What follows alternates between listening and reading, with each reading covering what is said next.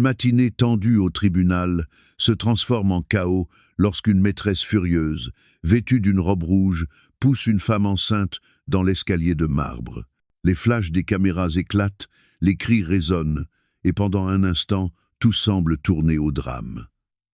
Mais au moment où elle s'apprête à toucher le sol, une main forte la rattrape en plein vol.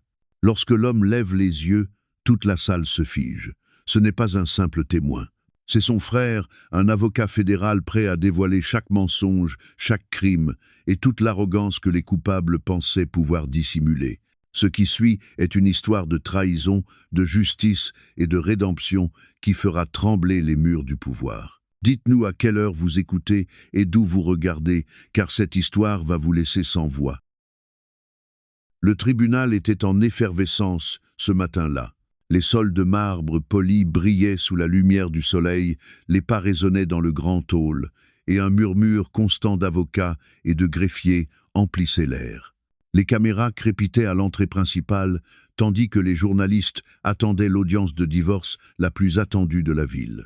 Cela devait être une journée ordinaire dans la maison de la justice, mais ce qui allait se passer ensuite allait plonger tout le bâtiment dans un silence glacé. Helena Monroe marchait prudemment dans le couloir, une main posée sur son ventre arrondi. Elle était enceinte de 7 mois, vêtue d'une robe de maternité bleue qui effleurait ses genoux. Sa respiration était lente mais régulière, même si son cœur battait de plus en plus fort à chaque pas.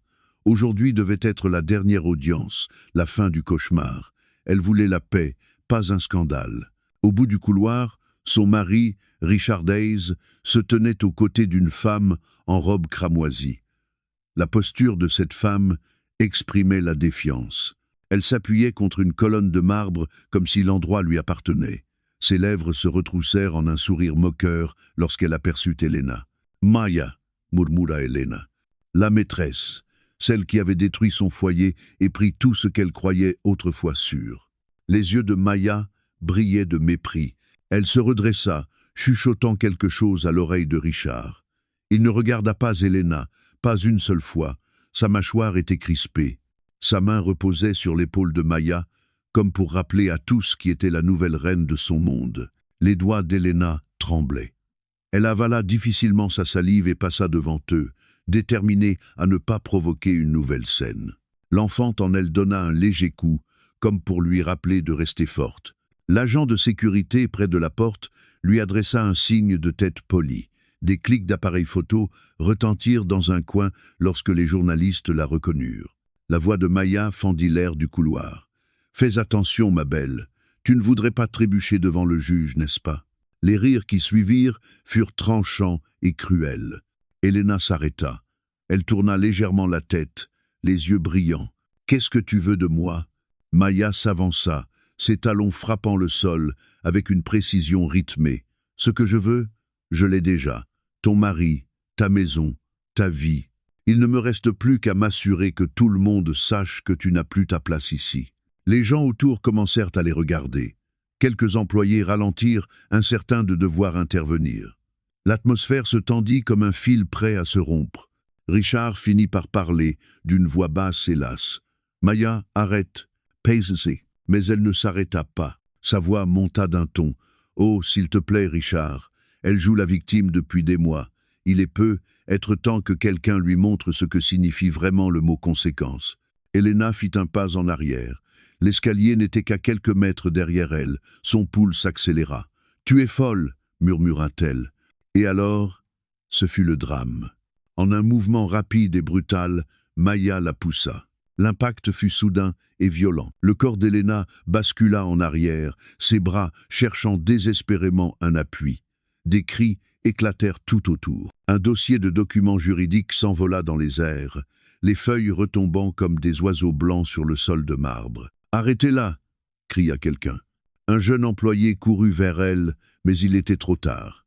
Le pied d'Helena glissa sur la première marche. Son corps bascula. Une douleur aiguë traversa son ventre, tandis que le monde tournait en éclats de blanc et de gris. Sa main chercha la rampe, ses doigts effleurant à peine le métal froid. Elle tomba. Les caméras crépitaient frénétiquement. Les avocats criaient. Des papiers tombaient d'en haut. Et puis, une main la saisit. Une poigne ferme agrippa son bras à quelques centimètres de la marche suivante.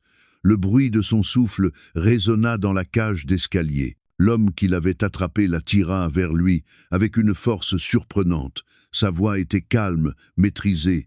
Doucement. « Je te tiens. » Elena cligna des yeux à travers ses larmes. Sa vision était floue. Tout ce qu'elle distinguait, c'était la manche sombre d'un costume, un bouton de manchette doré et la prise solide qui l'empêchait de s'effondrer. La foule se rassembla rapidement. Maya resta figée en haut des marches, le visage blême. La bouche de Richard s'ouvrit, son arrogance brisée par la stupeur. L'homme qui avait sauvé Elena leva lentement la tête vers eux. Ses yeux étaient perçants, brûlants d'une colère contenue. Pendant un instant, il ne dit rien. Le sol de marbre reflétait le chaos, les papiers éparpillés, le café renversé et la femme tremblante qu'il soutenait toujours. Le silence qui suivit fut assourdissant. Il regarda Richard, puis Maya, et sa voix s'éleva, basse mais claire. « Qu'est-ce que vous venez de faire ?»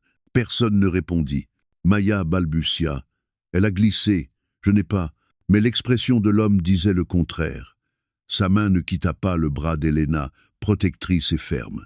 La lumière rouge du témoin d'une caméra de sécurité clignotait discrètement au plafond, enregistrant chaque seconde de l'agression.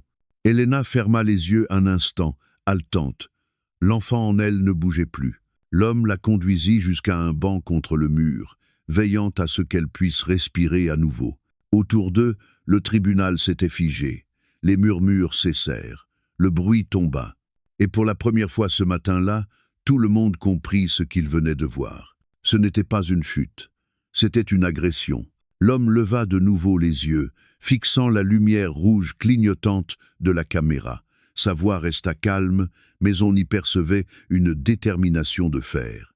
Assurons-nous que ces images ne disparaissent pas. L'image resta suspendue sur la maîtresse tremblante, le mari figé et la caméra, témoin silencieux. La vérité avait déjà commencé à s'enregistrer. Le hall, animé quelques instants plus tôt, tomba dans un silence étrange. L'écho de la chute évitée d'Elena flottait encore dans l'air comme un fantôme.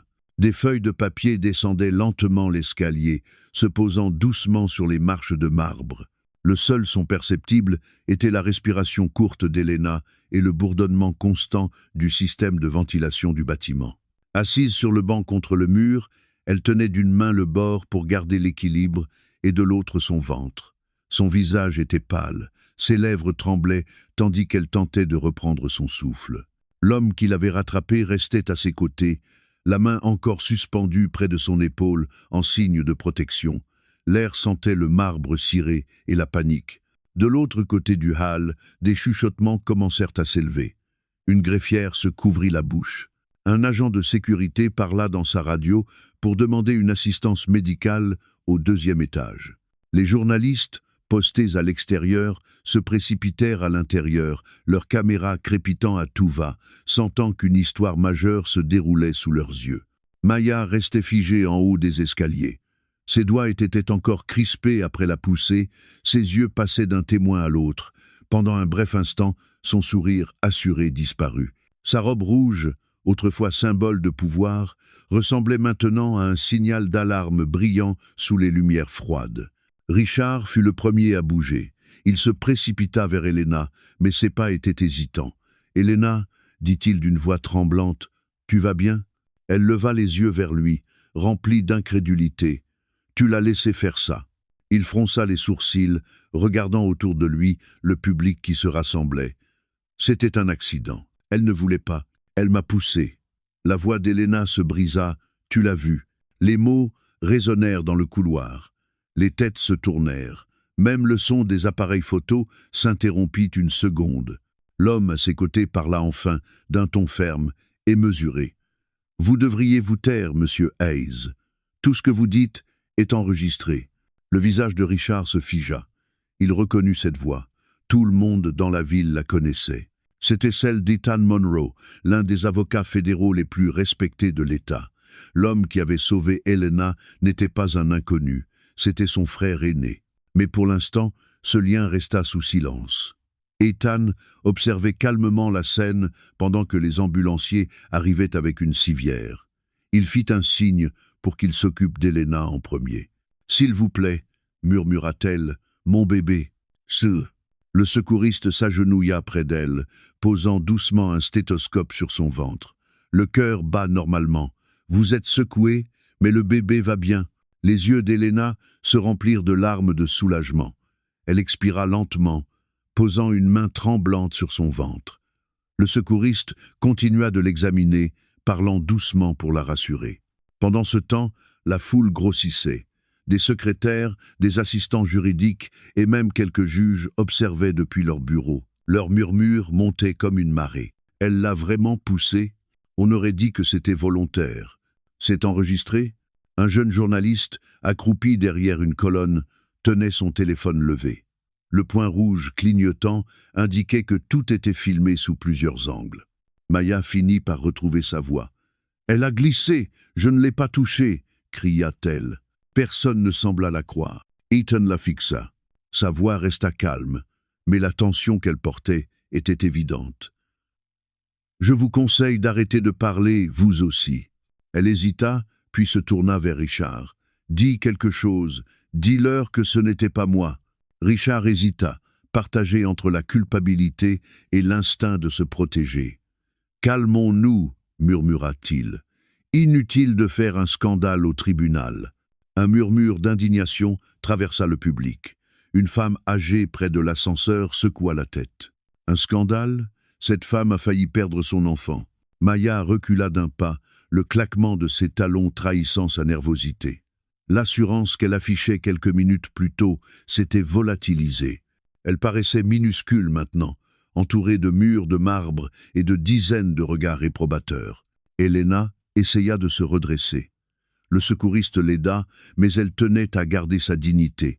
Sa voix était faible, mais ferme. « Vous l'avez tous vu, elle m'a poussé dans l'escalier. » Là, un agent de sécurité hocha la tête. « Madame, la caméra du couloir est à tout enregistrée. Nous avons déjà la vidéo. » Le visage de Maya se vida de toute couleur.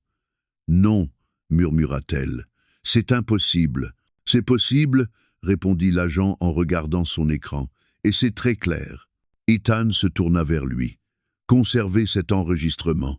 Faites-en une copie pour le dossier de preuve. » Le garde acquiesça. « C'est déjà fait, monsieur. » Tuga. Les épaules de Richard s'affaissèrent. Son regard passait de l'écran à Maya, puis à Elena, désormais assise plus droite, respirant plus lentement, le visage passant de la douleur à la détermination. Il essaya de lui prendre la main, mais elle la retira. « Tu étais là, dit-elle doucement. Tu n'as rien fait. Il reste muette. » Le silence qui suivit était plus lourd que la chute elle-même. Chacun comprit ce qu'il venait de voir. Ce n'était pas une simple querelle entre une épouse et une maîtresse. C'était un crime. Les ambulanciers soulevèrent Elena avec précaution sur la civière. La foule s'écarta pour leur laisser le passage. En passant près de l'escalier, elle jeta un regard vers Maya. Leurs yeux se croisèrent. C'est la maîtresse qui détourna les siens la première. Dehors, les sirènes commencèrent à retentir, résonnant contre les vitres du tribunal.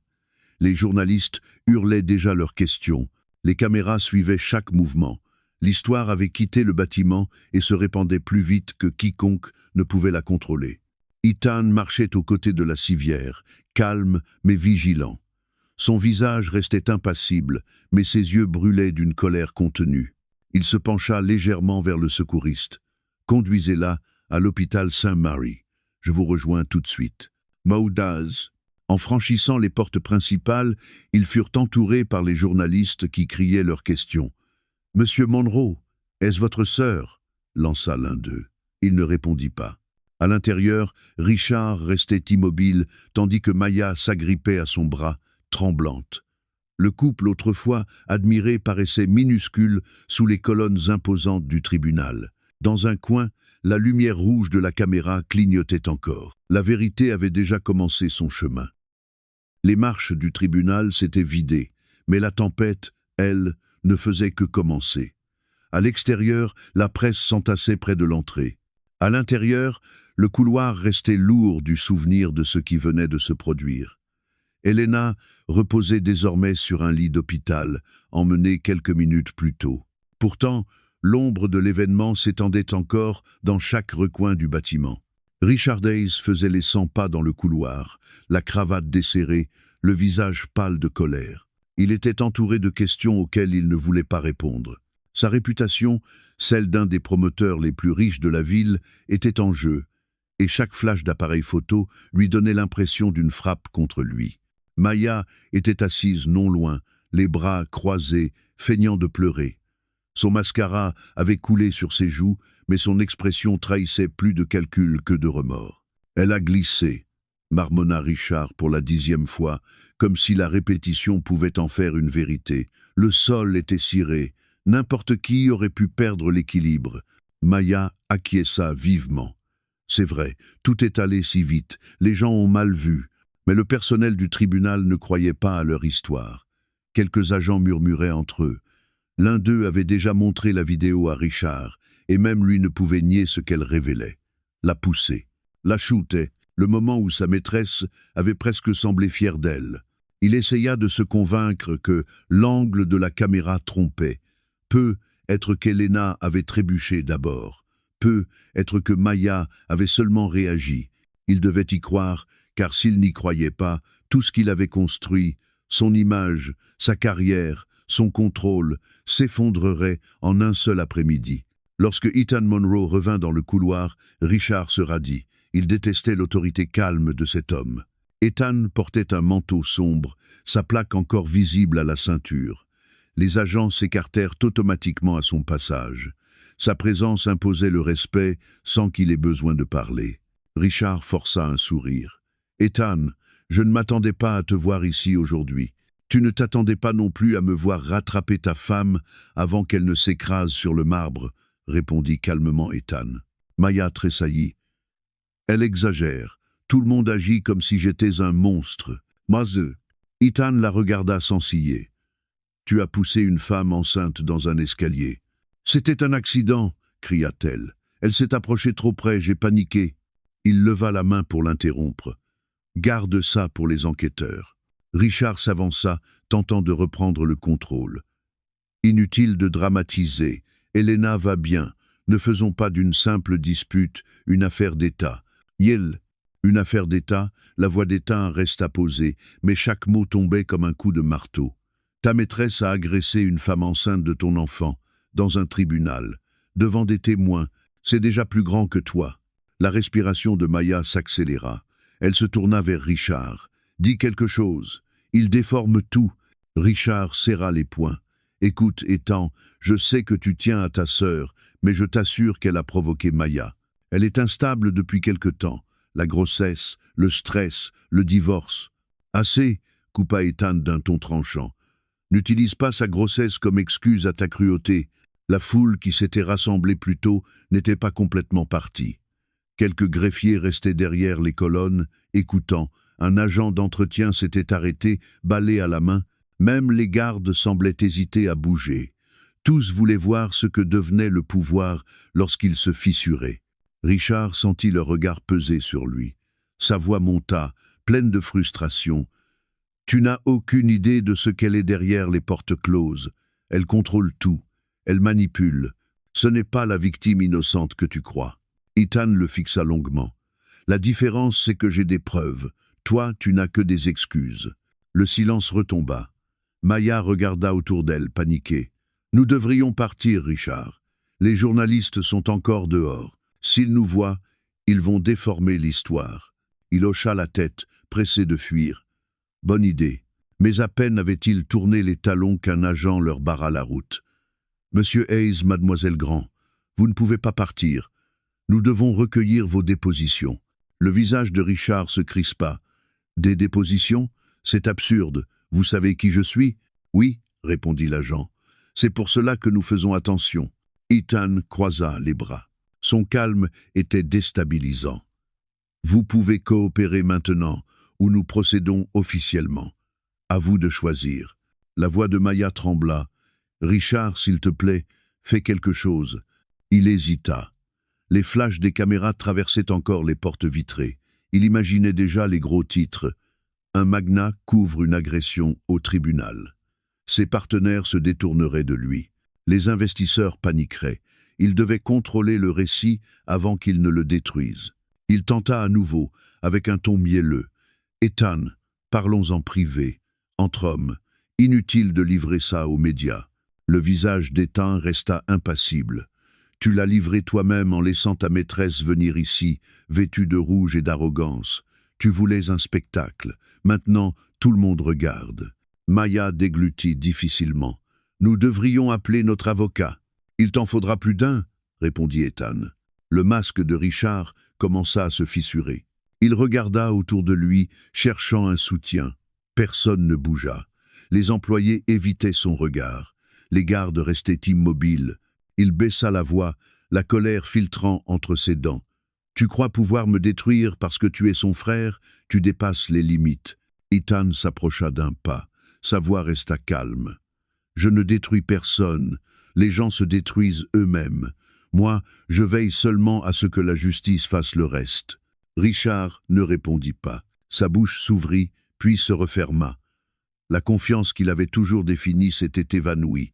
Le masque du contrôle s'était brisé devant tout le monde. Les agents escortèrent Maya vers une salle pour l'interroger. Le bruit de ses talons résonna dans le couloir. Chaque claquement sonnait, comme une horloge marquant la fin de l'empire de Richard. Il se retrouva seul pour la première fois depuis des années. Ethan l'observa un instant, puis se détourna. « On se revoit au tribunal », dit-il d'une voix basse. Richard expira, tremblant. Il regarda l'endroit où Helena était tombée, les papiers encore éparpillés près de l'escalier. Son écharpe gisait toujours sur le sol, un tissu bleu pâle sur la pierre blanche. Il se pencha pour la ramasser, mais sa main s'arrêta à mi-chemin. Elle ne lui appartenait plus. Dehors, les journalistes criaient des questions qui se mêlaient les unes aux autres. À l'intérieur, la vérité s'était posée comme de la poussière sur le marbre, impossible à balayer. Pour la première fois, Richard comprit qu'aucune somme d'argent ni aucun pouvoir ne pourrait effacer ce qui s'était passé dans ce couloir, et qu'aucun mensonge ne le sauverait de ce qui l'attendait. Le tribunal s'était de nouveau apaisé après les interrogatoires, mais c'était un silence dangereux. La foule s'était clairsemée, pourtant chaque personne encore présente sentait la tension vibrer sous la surface. L'histoire avait déjà franchi les murs. Les journalistes criaient leurs questions sur les marches du tribunal. À l'intérieur, l'air était chargé de parfums, de sueur et d'orgueil. Maya Grant était assise sur un banc en bois. Sa robe rouge soigneusement ajustée sur ses genoux, elle faisait semblant d'être encore maîtresse de la situation. Elle croisa les jambes, leva le menton, comme si la scène précédente n'avait jamais eu lieu. Ses lèvres étaient de nouveau maquillées, sa chevelure impeccablement lissée. Vue de loin, on aurait pu croire qu'elle était la victime. Quelques agents circulaient non loin, échangeant à voix basse, mais elle ne leur prêtait aucune attention. Son regard était fixé sur Richard. Il ne lui avait pas adressé un mot depuis la confrontation avec Ethan. Sa mâchoire était crispée, ses yeux perdus, comme si les murs se refermaient sur lui. « Arrête de bouder », murmura-t-elle sèchement. « Tu as l'air coupable. » Il tourna la tête vers elle, la patience à bout. « Nous sommes tous les deux coupables, » répondit-il d'une voix amère. « Et tout le monde le sait. Pas si nous faisons semblant du contraire, » répliqua-t-elle avec venin. « Le monde croit en la confiance. Regarde-moi. » Il ne la regarda pas.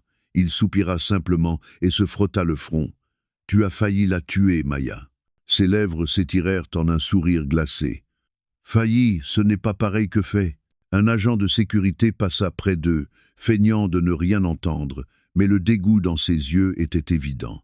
Maya le remarqua et esquissa un sourire narquois. « Vous pouvez arrêter de me dévisager. Elle va bien.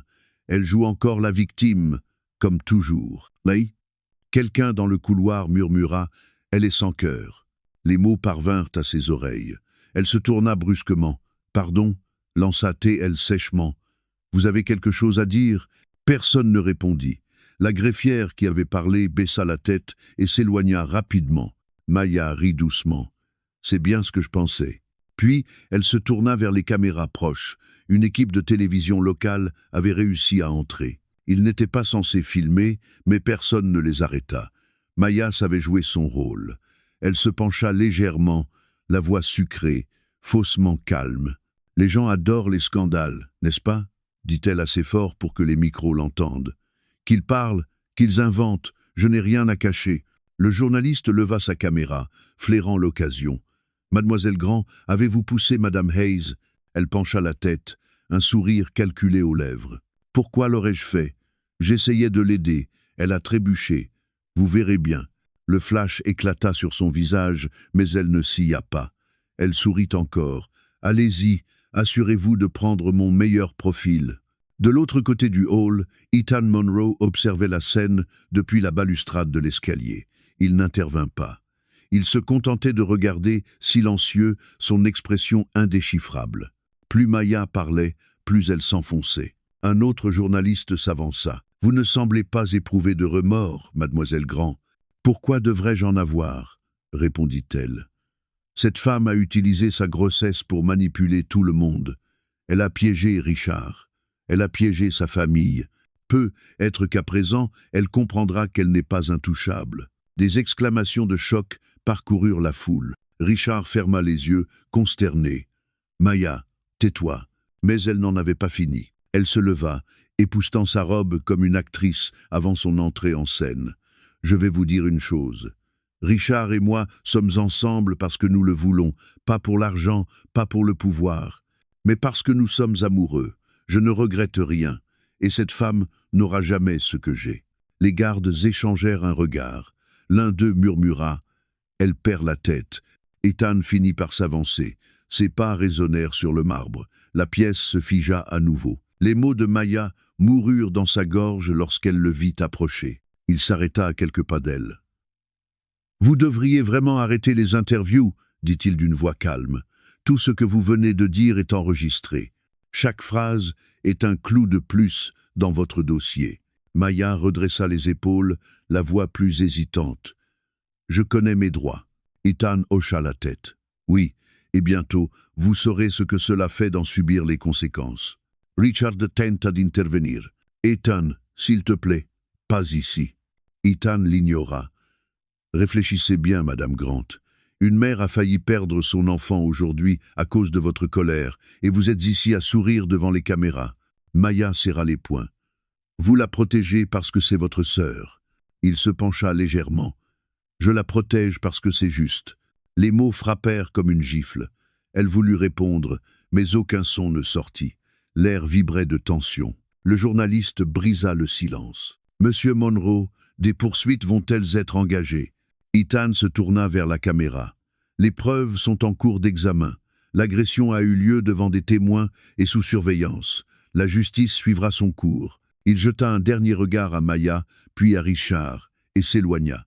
La salle sembla respirer à nouveau quand ses pas disparurent dans le couloir. Maya ricana, essayant de retrouver contenance. « Il se croit héros. » Richard explosa. « Il lui a sauvé la vie, Maya. »« Là, il aurait mieux fait de s'occuper de ses affaires, » cracha-t-elle. « Tu es incroyable, » dit-il, la voix brisée. « Tu es en train de tout détruire. » Ses yeux flamboyèrent.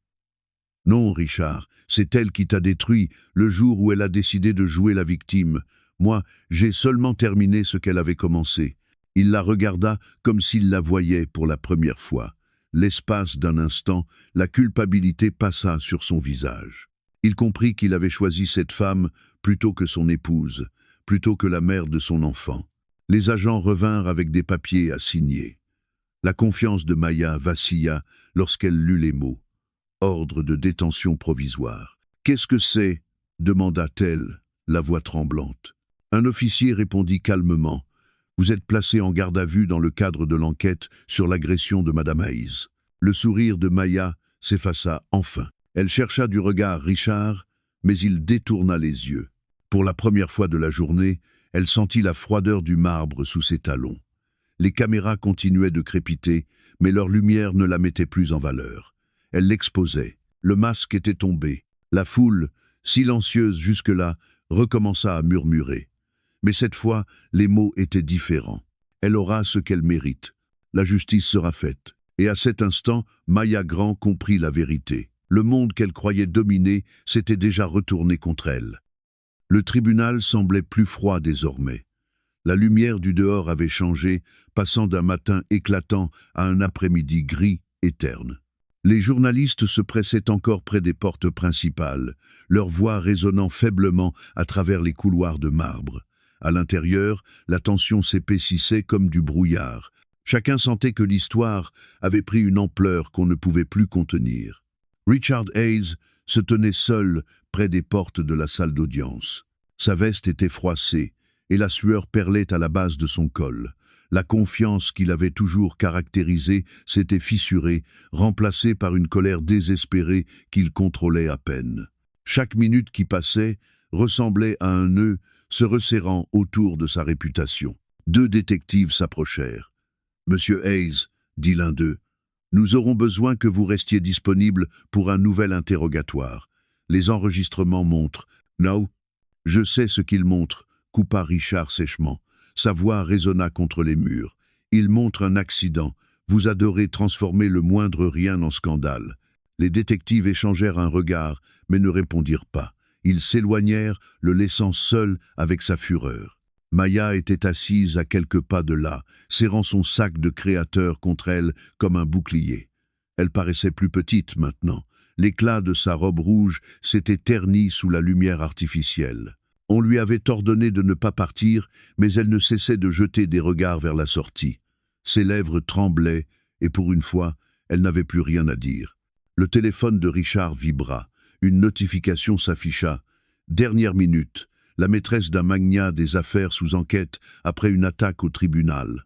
Il jura entre ses dents et remit le téléphone dans sa poche. « Ils sont déjà en train de me détruire, » marmonna-t-il. « C'est vos tours. » So. Il se tourna vers Maya, les yeux durs. « Tu te rends compte de ce que tu as fait? Mes investisseurs n'arrêtent pas d'appeler. Les actions chutent à l'instant même où nous parlons. » Maya tenta de se justifier. « Je t'ai dit que c'était un accident. Tu me crois, n'est-ce pas ?» Il hésita. Un instant de culpabilité traversa son visage, puis l'orgueil reprit le dessus. « Peu importe ce que je crois. Ce qui compte, c'est ce que je peux faire croire aux autres. Wally Doven. » Il redressa sa veste et fit signe à un greffier. « Vous, je veux que ces enregistrements de sécurité disparaissent. Tout de suite. » Le greffier se figea. « Monsieur, je ne peux pas faire ça. Ils sont déjà examinés par la police. » La voix de Richard s'assombrit. « Vous savez qui je suis? Je peux vous faire perdre votre emploi avant la fin de la journée. » Le greffier déglutit, mais ne bougea pas. « Le système est automatique, monsieur. Ce n'est pas entre mes mains. » Mike. Ethan Monroe réapparut à l'autre bout du couloir, avançant d'un pas calme. Son assurance tranquille ne fit qu'attiser la colère de Richard. « Toujours là ?» lança ce dernier d'un ton amer. « Tu as eu ce que tu voulais, tu nous as humiliés. » Ethan s'arrêta à quelques pas. « Tu t'es humilié tout seul. Je suis seulement venu pour empêcher ta femme de mourir. » Richard eut un rire amer. « Tu crois être un sauveur? Ne fais pas comme si tu valais mieux que moi. Tu travailles pour le même système pourri que moi. »« Je travaille pour la loi, » répondit Ethan calmement. « Toi, tu essaies de la tordre à la mesure de ton ego. » Maya se leva, la voix tremblante. « Vous ne pouvez pas lui parler ainsi. C'est l'un des hommes les plus puissants de cette ville. » Ethan tourna son regard vers elle. Le pouvoir ne signifie rien quand il se cache derrière des mensonges. La patience de Richard céda. Il fit un pas en avant, pointant un doigt accusateur. « Si tu crois que je vais te laisser me ruiner, toi ou qui que ce soit d'autre, tu te trompes. Je peux étouffer cette affaire avant ce soir. Je paierai chaque journaliste, chaque chaîne, chaque témoin, s'il le faut. » Le silence tomba. Même Maya sembla surprise par son ton. Ethan resta impassible. « Tu peux acheter le silence, Richard, mais pas l'innocence. Tu l'as déjà perdu. » La voix de Richard monta à nouveau, tremblante de rage. « Tu crois que ton titre te protège? J'ai des amis bien plus haut placés que toi. Des juges, des sénateurs, des hommes qui me doivent des faveurs. En un appel, cette enquête disparaît. » Ethan hocha lentement la tête. « Et en un seul enregistrement, tout le pays verra quel genre d'homme tu es vraiment. » Richard cligna des yeux. « De quoi tu parles? »« Des caméras, » répondit Ethan doucement. « Elles sont partout. Elles ont filmé la bousculade, la panique, et maintenant tes menaces. Continue à parler. Chaque mot devient une preuve de plus. Pour la première fois, la peur passa dans le regard de Richard. Il leva les yeux vers la caméra la plus proche, un petit voyant rouge clignotait au plafond. Maya attrapa son bras. « Arrête, partons !» Mais Richard la repoussa. « Non, je ne vais pas le laisser contrôler le récit. » Il se tourna vers les journalistes massés près de la porte. « Écoutez-moi !» cria-t-il. « C'est un piège, un jeu politique. On essaie de détruire un homme à succès pour une simple erreur. » Des flashs éclatèrent de partout. Les journalistes s'avancèrent, micro tendu. « Monsieur Hayes, admettez-vous qu'il y a eu une agression ?» Richard serra la mâchoire. « Il n'y a eu aucune agression. Ma femme a toujours été instable. Tout le monde le sait. » Une autre voix lança. « Mais les témoins affirment que... » « Je me fiche de ce que disent les témoins, » rugit-il. « C'est ma vie, mon entreprise, mon avenir. » Faille. Ethan s'avança de nouveau, se plaçant entre les caméras et le tumulte. Sa voix coupa le vacarme comme une lame. « Monsieur Hayes, ça suffit. Vous ne faites qu'aggraver votre cas. » Richard le fusilla du regard. « Je te ferai payer ça. Chaque porte où tu entreras après aujourd'hui se fermera devant toi. » Ethan soutint son regard sans ciller. « Si ces portes se ferment parce que j'ai défendu la vérité, je dormirai en paix. » Un silence pesa sur la scène. Seuls les déclics des appareils photo résonnaient. L'image était saisissante. Un homme brisé hurlant contre la justice, un avocat calme lui faisant face. La sécurité finit par intervenir, repoussant les journalistes vers la sortie. Richard restait là, haletant, le visage rouge, la cravate de travers. Il regarda autour de lui, comprenant que tous ceux qu'il avait autrefois admirés le fixaient maintenant avec un dégoût silencieux. Maya tira sur sa manche. « Allons-nous-en. »« S'il te plaît. » Chut. Il ne répondit pas. Ses yeux restaient fixés sur Ethan, mais il n'y avait plus de rage en lui, seulement de l'épuisement. Ethan se tourna vers les gardes. « Assurez-vous que les enregistrements soient sécurisés. Personne ne les touche. »« Bien, monsieur, » répondit l'un d'eux. La foule commença à bouger à nouveau. Le bruit revint, mais l'atmosphère avait changé. L'équilibre du pouvoir venait de basculer. Alors que Richard s'éloignait avec Maya derrière lui, des murmures les suivaient comme des ombres. C'est l'homme qui a voulu étouffer la vérité. Il ne s'en relèvera jamais. Et dans ce hall résonnant de justice, l'époux autrefois tout-puissant découvrit une vérité qu'il ne pourrait jamais effacer. Le pouvoir sans intégrité finit toujours par s'effondrer sous son propre poids. La cafétéria du tribunal était bondée cet après-midi-là. Journalistes, avocats et simples curieux s'étaient rassemblés autour des écrans, rejouant sans cesse la même séquence. Chaque image montrait la chute, la poussée et l'horreur figée sur le visage des témoins. Le bandeau en bas de l'écran annonçait « La maîtresse d'un magnat pousse l'épouse enceinte au tribunal ». L'histoire était devenue virale en moins d'une heure. Dans le couloir principal, l'atmosphère était électrique. Les reporters s'alignaient des deux côtés du hall de marbre, tenant leur micro, attendant qu'on parle. Les agents de sécurité peinaient à maintenir l'ordre. Chaque téléphone vibrait sous les notifications, les mises à jour et les commentaires inondant les réseaux sociaux. Le monde entier regardait. Maya Grant n'avait jamais connu un silence pareil. Ce n'était pas celui de la paix, c'était celui qui précède la chute. La femme qui avait toujours marché avec arrogance tremblait maintenant dans sa robe rouge. Son reflet sur le sol poli lui renvoyait l'image d'une étrangère qu'elle ne contrôlait plus. Mademoiselle Grant lança un journaliste. « Savez-vous que la vidéo a déjà atteint 2 millions de vues ?» Elle ne répondit pas. Ses lèvres tremblaient. « Ils l'ont modifiée, murmura-t-elle, comme pour se rassurer. Ils l'ont rendue pire. » Une autre voix s'éleva. « Avez-vous quelque chose à dire à Madame Hayes ?» Maya se détourna, serrant son sac contre elle, mais les caméras la suivirent. Les flashs créaient une tempête de lumière qui l'accula. Elle leva la main pour se protéger, mais ce geste attisa encore plus la frénésie. « Saviez-vous qu'elle était enceinte? Pourquoi avez-vous ri après sa chute? Était-ce de la jalousie, mademoiselle Grant ?» Chaque question était un coup. Sa gorge brûlait. Son calme se brisa. Elle hurla. « Je ne l'ai pas fait exprès. Vous n'étiez pas là. » Le bruit redoubla. Les journalistes avancèrent. L'écho de sa voix rebondit sur le marbre, lui revenant comme une moquerie. « Sa confession, à moitié déni et à moitié supplication, venait de devenir un nouveau titre. Richard apparut par la porte latérale, entouré de ses gardes du corps. Il avait l'air épuisé, le visage tiraillé entre la colère et la peur. Dès qu'il s'approcha, les micros se tournèrent vers lui. « Monsieur Hayes, quelle est votre réponse aux accusations? Avez-vous tenté de supprimer la vidéo? Est-il vrai que les actions de votre société ont chuté de 12% ce matin ?» Il leva les mains pour les faire taire, mais sa voix se brisa. « Tout le monde doit se calmer. On exagère cette affaire. C'est une question privée. » La foule éclata de rire. Quelqu'un cria « Privé ?» Cela s'est passé dans un tribunal. Les caméras se rapprochèrent encore. La tension s'était transformée en spectacle. Chaque geste devenait une image, chaque mot une preuve.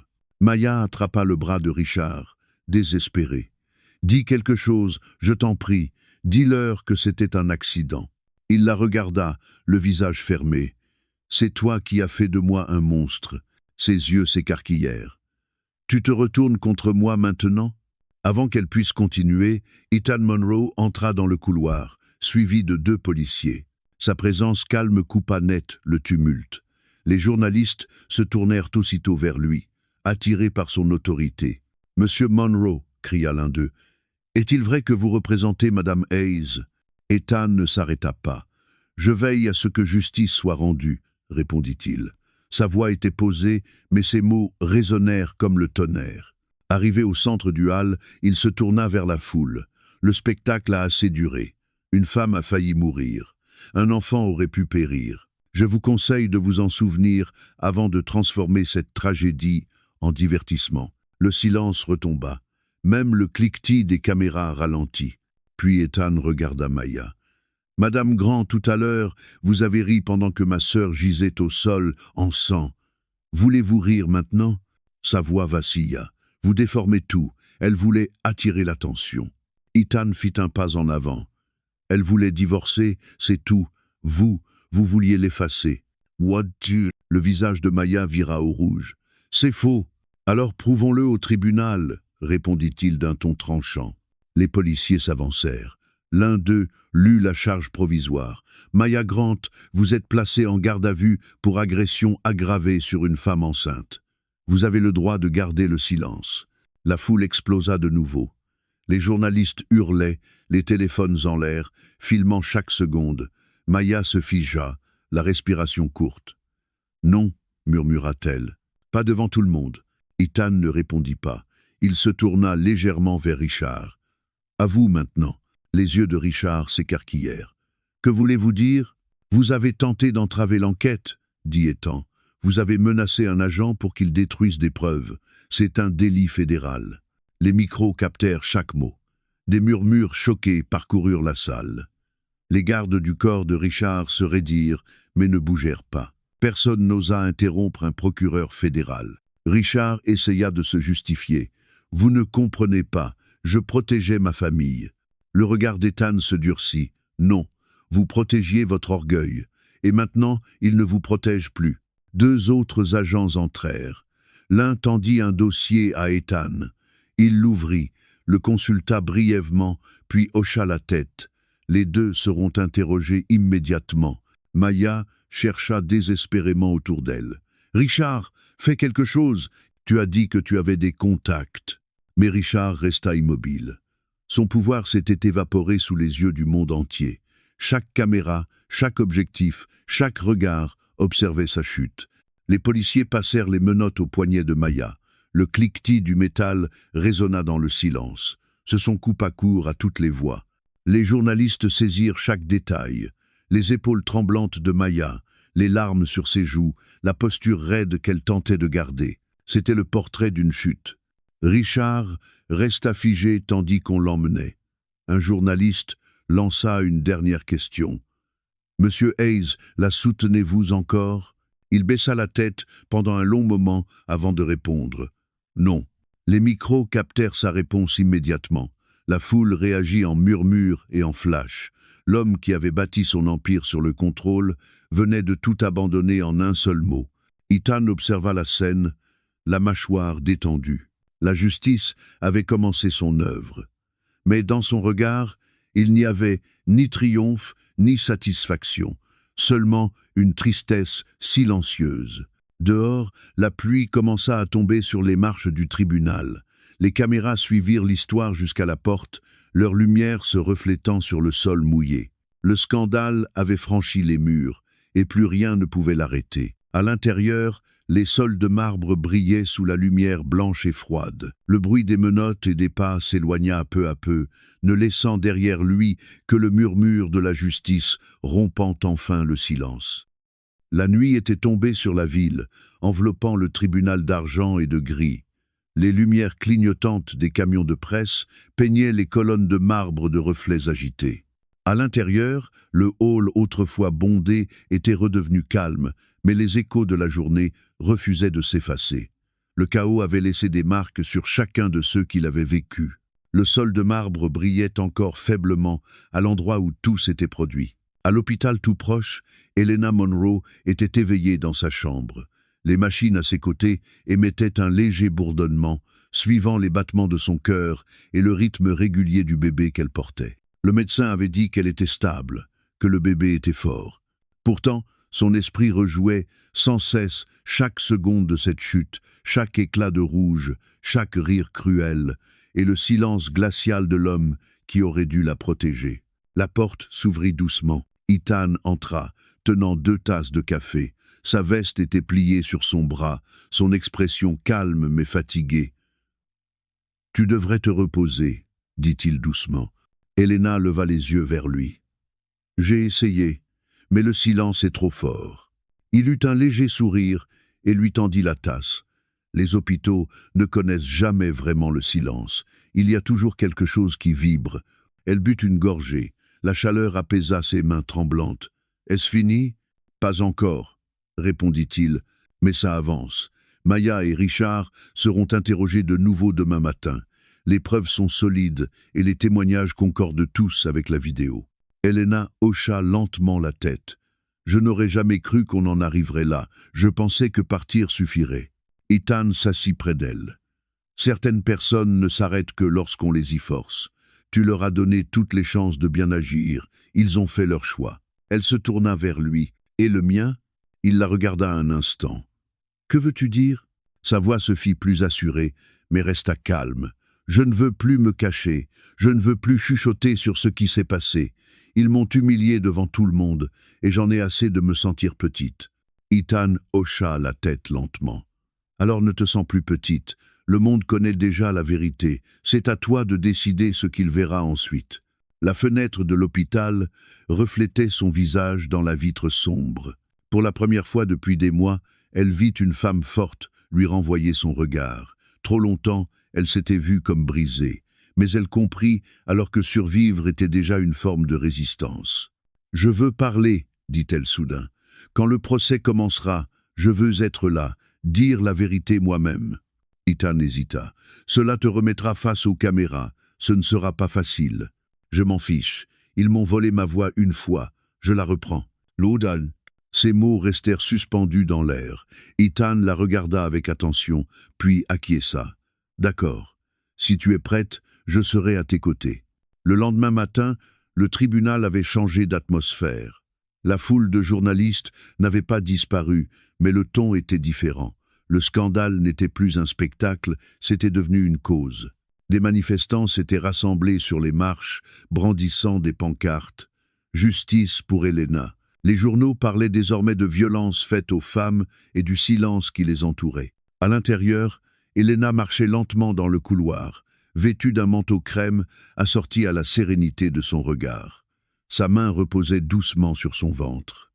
Ses pas étaient mesurés, mais déterminés. Les gens s'écartaient sur son passage, certains par respect, d'autres par honte d'avoir détourné le regard autrefois. Richard se tenait au bout du couloir, entouré de ses avocats.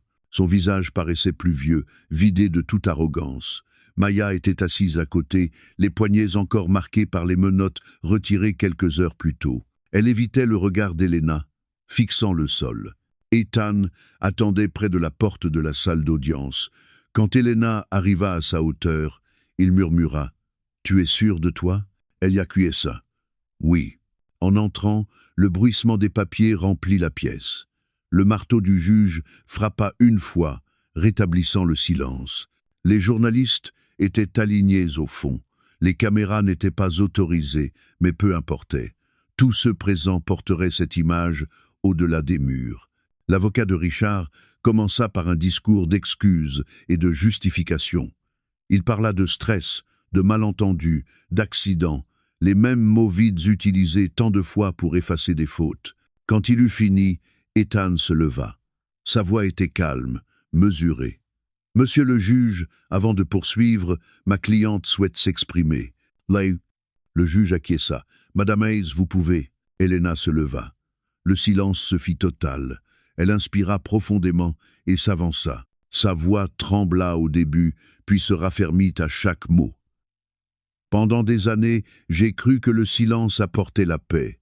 J'ai pensé que si je restais tranquille, la tempête finirait par passer. Mais le silence n'est pas la paix. Le silence est une permission. Et aujourd'hui, je refuse de la donner. Richard baissa les yeux, incapable de soutenir son regard. Les yeux de Maya se remplirent de larmes, mais nul ne savait si elles étaient sincères.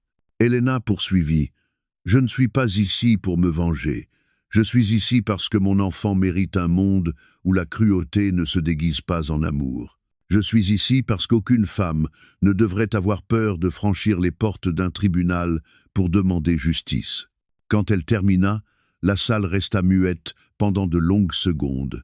Puis quelqu'un dans le public murmura « C'est du courage. » Mason, le juge inclina la tête. « Merci, Madame Hayes. La Cour prend note de votre déclaration. » Ethan posa une main sur son épaule alors qu'elle regagnait sa place. Elle s'assit plus droite, les yeux clairs, la respiration paisible. À l'extérieur, les journalistes se précipitèrent pour relayer la nouvelle. Une femme enceinte témoigne après l'agression au tribunal. L'histoire se répandit plus vite que la première vidéo. Et pour la première fois depuis le début du tumulte, le monde écoutait non plus le scandale, mais sa voix. Helena ne se retourna pas vers Richard ni vers Maya en quittant la salle.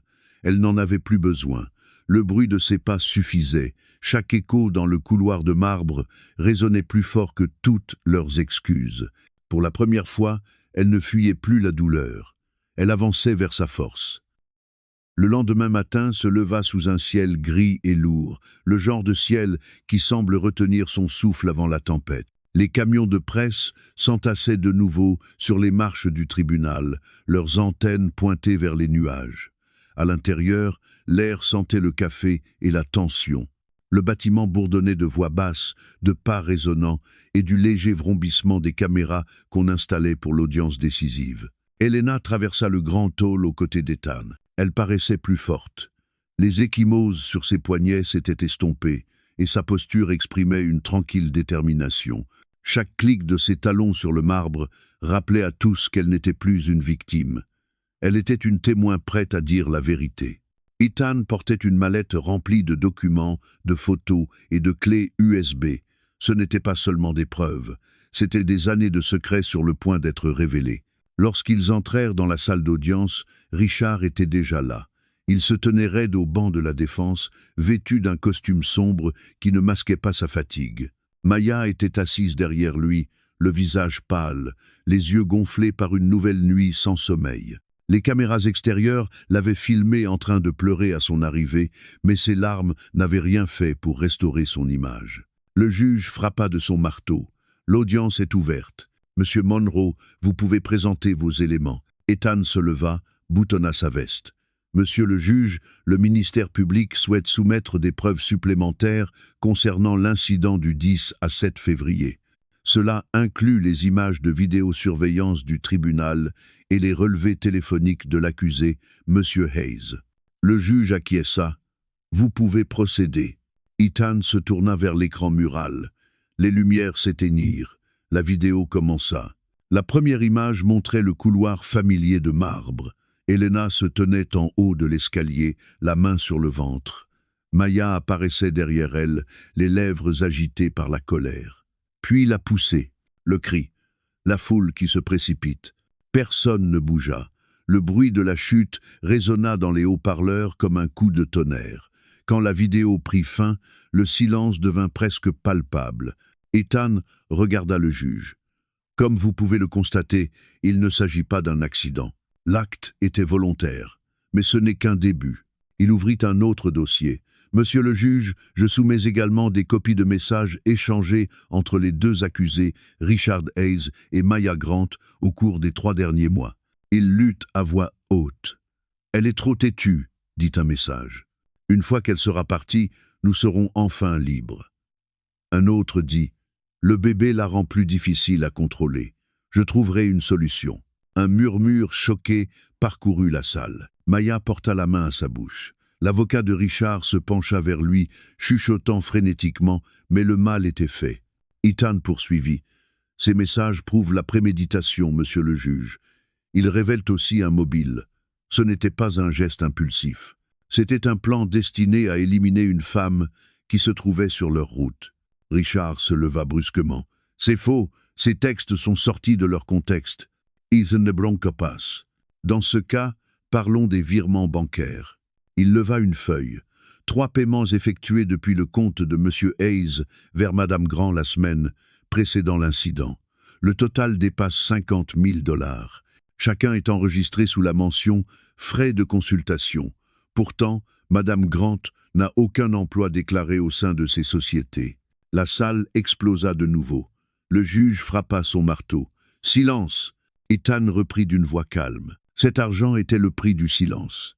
M. Hayes a tenté d'acheter la loyauté, et quand la loyauté a échoué, il a voulu acheter du temps, mais le temps est écoulé. Il se tourna vers Richard et Maya. « Pour vous deux », les mains de Maya tremblaient. « Vous ne pouvez rien prouver d'autre que cette vidéo. » Ethan se tourna vers elle. Au contraire, il prit une petite clé USB. Ceci contient l'audio enregistré par le micro d'un agent de sécurité présent sur les lieux. Il a capté toute la conversation juste après l'attaque. Le juge autorisa l'écoute. Des cris résonnèrent dans les haut-parleurs. Des papiers tombaient, une sirène d'ambulance au loin. Puis la voix de Richard, claire et glaciale. « Il faut se débarrasser de ces images. » Puis celle de Maya, tremblante. « Et s'ils m'ont vu ?» Richard répondit. « Je m'en occupe. Personne ne me défie. » L'enregistrement prit fin.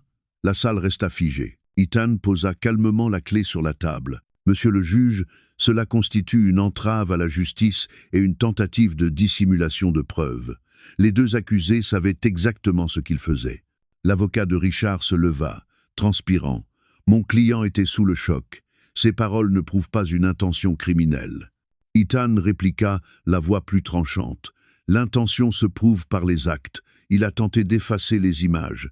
Il a menacé le personnel du tribunal. Il a menti aux enquêteurs. Ce n'est pas du choc, c'est du contrôle. » Le juge se pencha. « Monsieur Hayes, souhaitez-vous répondre ?» Richard était livide. Son assurance s'était évaporée. Il regarda Helena pour la première fois depuis le drame. Elle ne détourna pas les yeux. Enfin, il parla. « J'ai commis des erreurs. » Ethan s'avança d'un pas. « Les erreurs se terminent par des excuses. Les crimes se terminent par une peine. » Le juge hocha la tête. « Les preuves seront ajoutées au dossier. Le tribunal se réunira de nouveau pour la décision après examen. » Ethan referma sa mallette et se tourna vers Helena. « C'est terminé, dit-il doucement. La vérité est sur la table. » À leur sortie, les caméras éclatèrent de lumière. Les journalistes hurlaient des questions. Mais cette fois, Ethan ne s'arrêta pas. Helena marchait à ses côtés, le menton levé, les pas assurés. Derrière eux, les portes se refermèrent sur Richard et Maya, leur monde s'effondrant sous le poids de leurs propres mensonges. Dehors, les premières gouttes de pluie commencèrent à tomber, comme le jour de l'agression. Mais cette fois, la pluie ne lavait pas les preuves. Elle effaçait la peur. Ethan regarda sa sœur en descendant les marches. « Tu l'as fait, dit-il. » Helena sourit doucement. « Non, nous l'avons fait. » Et pour la première fois, la justice ne paraissait plus lointaine. Elle marchait à leur côté, vivante et incontestable. Le jour du verdict se leva sous un ciel couleur d'acier. Les nuages pesaient bas sur la ville, lourds de pluie, comme si le temps lui-même comprenait ce qui allait se passer. Les marches du tribunal étaient noires de monde. Journalistes, caméras et curieux s'y pressaient. Le monde entier suivait ce procès depuis des semaines. Chaque titre de journal, chaque émission, chaque murmure dans les cafés parlait d'une seule chose: la justice pour Helena Monroe. À l'intérieur, la salle d'audience avait changé. L'énergie tendue des jours précédents s'était transformée en quelque chose de plus froid, de plus définitif. Le public remplissait les bancs, les visages graves et attentifs. À la table de la défense, Richard Hayes, autrefois symbole de pouvoir et de richesse, n'était plus qu'une ombre. Ses épaules s'affaissaient sous un costume gris ordinaire, et ses yeux semblaient vides. Ses mains tremblaient légèrement sur le bord de la table. À côté de lui, Maya Grant restait silencieuse. La défiance qui la définissait autrefois avait disparu. Son maquillage était discret, ses cheveux tirés en arrière, son visage sans expression. La robe rouge qu'elle portait le jour de l'agression était devenue célèbre, une image maudite, rejouée sans fin sur les réseaux. Elle ne porterait plus jamais de rouge. Le juge entra, et le murmure dans la salle s'éteignit aussitôt. Le bruit sec du marteau claqua dans l'air comme un avertissement. L'audience est ouverte. Ethan Monroe se leva à la table de l'accusation, droit et calme. Sa voix était ferme mais mesurée. « Monsieur le juge, toutes les preuves ont été présentées. Les accusés ont agi avec intention et malveillance. Leurs actes ont mis en danger une femme enceinte et tenté de corrompre le cours de la justice. Nous demandons que la peine reflète la gravité de leurs crimes. » Le juge acquiesça lentement avant de se tourner vers la défense. « Maître, avez-vous une dernière déclaration ?» L'avocat de Richard se leva, la voix lasse. « Monsieur le juge, mon client exprime de profonds regrets pour son rôle dans cette tragédie. Il affirme que son jugement a été altéré par le stress, la pression publique et un désarroi émotionnel. Il demande la clémence. » Le regard du juge passa de l'avocat à Richard. « Monsieur Hayes, souhaitez-vous vous exprimer ?» Richard se leva difficilement. Sa voix, autrefois assurée, tremblait. « Je n'ai jamais voulu blesser qui que ce soit. J'ai perdu le contrôle. Tout ce que j'ai fait, je l'ai fait par peur, peur de perdre ce que j'avais construit. » Ethan intervint avant que le juge ne réponde. « Ce que vous avez construit, c'est un pouvoir sans conscience, et la peur n'excuse pas la cruauté. » Le juge frappa doucement le marteau. « Cela suffit, monsieur Monroe. » Richard se rassit, le regard vide. La salle retint son souffle. Le juge se tourna ensuite vers Maya. « Madame Grant, vous avez été reconnue coupable d'agression aggravée et de tentative d'obstruction à la justice. Souhaitez-vous vous adresser au tribunal ?» Maya se leva lentement. Sa voix était faible et cassée. « Je croyais gagner, dit-elle. Je pensais qu'en l'ayant j'aurais tout, je me trompais. » Le juge resta silencieux. « Merci de votre franchise, dit-il simplement. Cela sera noté. » Il consulta les dossiers devant lui, puis leva les yeux vers la salle. Le silence s'allongea, lourd, suspendu. Ce tribunal déclare les accusés coupables des faits reprochés. Un souffle parcourut la salle. Des clics de caméra retentirent. Un journaliste laissa tomber son stylo. Le juge poursuivit d'une voix posée. « Madame Grant, pour vos actes ayant conduit à l'agression d'une femme enceinte et votre tentative d'altération des preuves, vous êtes condamnée à 8 années de prison. » Les jambes de Maya fléchirent. Elle s'agrippa à la table, tandis que les larmes envahissaient ses yeux. Un agent s'approcha, la soutint doucement, puis referma les menottes autour de ses poignets. Le cliquetis du métal résonna comme une sentence. Le juge se tourna vers Richard. « Monsieur Hayes, vous êtes reconnu coupable de conspiration, d'obstruction à la justice et de mise en danger d'autrui. Pour ces crimes, vous êtes condamné à 10 années de prison. » La salle explosa à nouveau. Les voix montèrent, les flashs jaillirent, et un autre bruit métallique résonna quand on passa les menottes à Richard. Il baissa les yeux. Son visage demeura impassible. Pour la première fois de sa vie, il n'avait plus personne à diriger. Ni assistant, ni avocat, ni investisseur. Seulement le son du marteau qui scellait son destin. « L'audience est levée », déclara le juge. Ethan expira lentement. Ses mains, restées fermes tout au long du procès, se détendirent enfin. Il se tourna vers Helena, assise dans la deuxième rangée. Ses yeux brillaient, non pas de triomphe, mais de paix. Lorsqu'ils se croisèrent, Elle esquissa un léger sourire. C'était fini. Alors que les accusés étaient escortés hors de la salle, les caméras les suivirent dans le couloir. Maya tenta de cacher son visage, mais les flashs traversaient ses mains. Richard avançait raide, ses chaussures autrefois luxueuses grinçant sur le sol. Le couloir, qui avait été son théâtre, était devenu son tunnel de honte. Dehors, la pluie recommença à tomber. Les journalistes criaient des questions qui se perdaient dans le vacarme de l'averse. « Monsieur Hayes, avez-vous des regrets? Madame Grant, allez-vous faire appel ?» Aucun ne répondit. Les portières des voitures de police se refermèrent et les véhicules s'éloignèrent, ne laissant que des traces humides sur l'asphalte. À l'intérieur, Ethan et Helena restèrent seuls dans la salle vide. Le silence avait quelque chose de sacré. « Il fera appel », dit Ethan à voix basse. « Je sais », répondit-elle. « Mais la vérité ne changera pas. » Il acquiesça. « Tu es libre maintenant. » Helena regarda le banc où, jadis, elle n'osait pas parler. « Libre », répéta-t-elle doucement, goûtant le mot comme s'il était nouveau.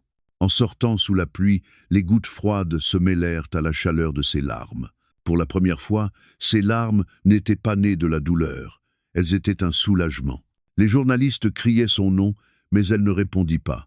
Elle resserra son manteau autour d'elle, descendit les marches du tribunal et leva les yeux vers le ciel. Le même ciel qu'il avait vu tomber la regardait désormais se relever. Ethan se tint à ses côtés, un parapluie à la main. Prête à rentrer? Elle sourit. Oui, mais pas dans l'ancien foyer, dans un nouveau. Mason, derrière eux, les lumières du tribunal brillaient sur la pierre mouillée. Entre ces murs, la justice avait enfin parlé. À l'extérieur, une femme longtemps réduite au silence avait retrouvé sa voix. L'histoire qui avait commencé dans la violence s'achevait dans la vérité. Et tandis que la ville reprenait son souffle, le nom d'Helena Monroe ne désignait plus une victime. Il appartenait désormais à une survivante dont le courage avait tout changé. Une semaine après le verdict, le tribunal était redevenu silencieux. Les journalistes étaient partis, les caméras avaient été rangées. Les marches de marbre, autrefois couvertes de pancartes et d'éclairs de flash, brillaient sous la fine pluie du matin.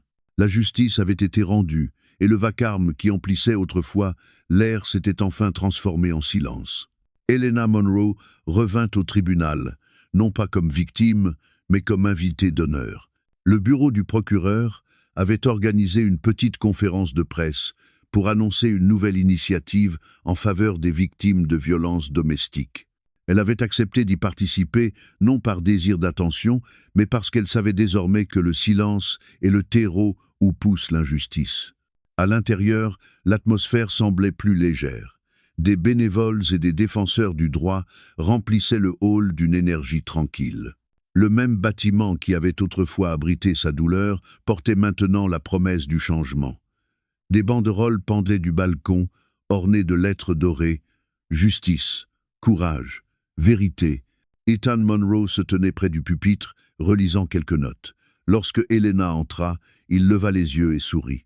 « Tu es sûre d'être prête ?» Elle acquiesça. « Je le suis depuis longtemps, je ne le savais simplement pas. » Sa voix était calme, son regard clair. Les dernières traces de ses blessures avaient disparu, mais la force dans son expression racontait une histoire plus profonde. Chaque pas vers le pupitre résonnait doucement sur le marbre, régulier et sûr. Les gens dans la salle se tournèrent vers elle et l'accueillirent d'une salve d'applaudissements, douce mais sincère. Quand le silence revint, elle ajusta le micro. « Il y a quelques mois, commença-t-elle, je me tenais dans ce même tribunal, terrorisé. Je pensais que la justice appartenait aux autres, à ceux qui ont le pouvoir ou la protection, mais j'ai compris que la justice commence avec la vérité, même quand la voix tremble, même quand on est seul. » Ces mots se répandirent dans le hall, de plus en plus assurés. La vérité n'efface pas la douleur, mais elle ouvre des portes. Et quand ces portes s'ouvrent, d'autres trouvent le courage de les franchir à leur tour. Mais elle fit une pause et jeta un regard vers Ethan, qui l'observait depuis le côté, plein de fierté silencieuse. « Je ne me suis pas tenu ici seul. Mon frère m'a rappelé que le courage n'est pas l'absence de peur, c'est le choix d'agir malgré elle. Je suis ici aujourd'hui parce que quelqu'un a cru que je méritais d'être entendu. » Le public hocha la tête. Certains essuyèrent leurs larmes, d'autres tenaient leur téléphone, enregistrant non pas un scandale cette fois, mais une inspiration.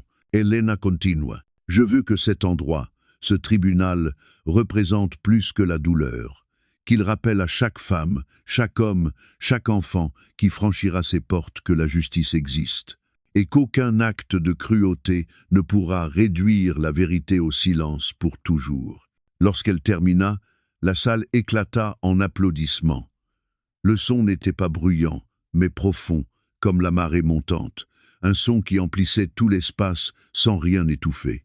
Après l'événement, Ethan la rejoignit au pied des escaliers menant dehors. La pluie avait cessé, des trouées de lumière perçaient les nuages, illuminant le pavé encore humide. « Tu as parlé magnifiquement, dit-il. » Elle sourit. « J'ai seulement dit la vérité. » Ils sortirent ensemble. L'air sentait la pluie et les débuts nouveaux. Quelques journalistes attendaient au bas des marches, mais leur ton était différent, respectueux. Une femme s'avança doucement. « Madame Monroe, que comptez-vous faire maintenant ?» Elena réfléchit un instant avant de répondre. « Vivre, dit-elle simplement, la vraie vie. » La journaliste sourit. « Allez-vous continuer à travailler avec la Fondation ?» « Oui, répondit Elena, je veux aider d'autres personnes à trouver leur chemin avant qu'il ne soit trop tard. » La journaliste la remercia et s'éloigna. Ethan ouvrit la portière de la voiture, mais Elena s'arrêta un instant pour regarder une dernière fois le tribunal. Le soleil frappait les lettres dorées gravées sur la façade, United States Courthouse. Le mot United prenait désormais un sens nouveau. Il signifiait la force qui vient du fait de se tenir ensemble, non au-dessus des autres. « Prête ?» demanda Ethan.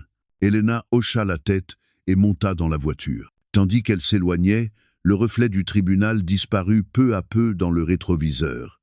Il ne ressemblait plus à un lieu de peur, mais à un monument de survie. Plus tard, dans la soirée, elle rentra chez elle, dans son petit appartement au bord de la mer. L'air sentait le sel et le pain. La maison était silencieuse, hormis le murmure de l'océan à travers la fenêtre ouverte. Elle enfila un pull doux, prépara une tasse de thé et s'assit près de la fenêtre, là où le ciel rejoignait la mer. Le bébé donna un léger coup, un rappel tendre que la vie continuait. Elle sourit et posa une main sur son ventre. « Nous sommes en sécurité maintenant, » murmura-t-elle. « Nous y sommes arrivés. » Le téléphone vibra sur la table. C'était un message d'Ethan. Quelques mots seulement, elle a fait sa déposition. Ils seront transférés en prison d'État demain. Elena répondit « Merci pour tout ». La réponse arriva 1 minute plus tard. « Tu n'as pas à me remercier. C'est toi qui l'as fait. » Elle posa le téléphone et regarda les vagues aller et venir. Le monde dehors était calme, mais vivant. Chaque vague effaçait un peu plus du passé. Pour la première fois depuis longtemps, elle ne se sentait plus hantée. Elle se sentait libre, pas parce que la justice avait puni les coupables, mais parce qu'elle avait retrouvé sa voix, sa dignité et son avenir. La caméra de la mémoire s'éloigna lentement, l'océan scintillait sous la lumière déclinante. Le tribunal, au loin, restait silencieux mais resplendissant. La voix d'Elena flotta doucement dans le vent. La justice n'est pas la vengeance, c'est le retour de la paix. L'écran s'éteignit peu à peu, ne laissant que le bruit des vagues et le battement d'un cœur qui avance vers la vie.